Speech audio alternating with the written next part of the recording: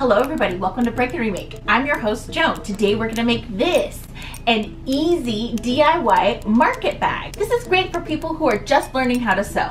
I've got my fabric all laid out. Our bag is going to be 16 inches by 27 inches, so we can fold it and just sew up two sides. I've got my ruler lined up with 16 inches. This cut is crooked, so I'm going by the selvage edge. That way I know this is perfectly straight. I did another mark here. I'm gonna keep moving down the fabric, making marks at 16 inches for a length of 27. I'm going to draw this line, connecting all these. I'm gonna start cutting.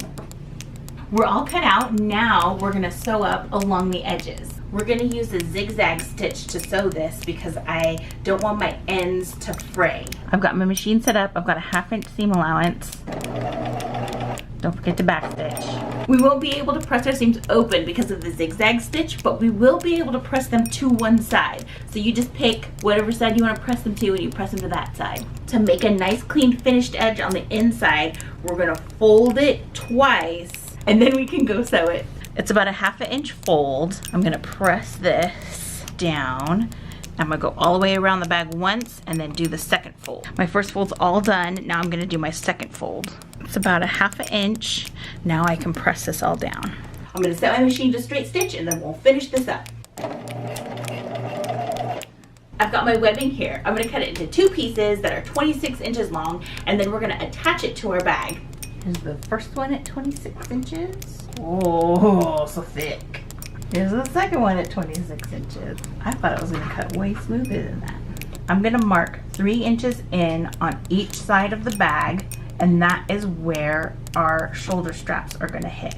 Fold this in. So there's about, what is that? It's like 1 inch, and you wanna line up the strap to the, just to the side of our mark. Bury your needle, turn. We're making a big X on our bag strap to keep it secure. Come up this way.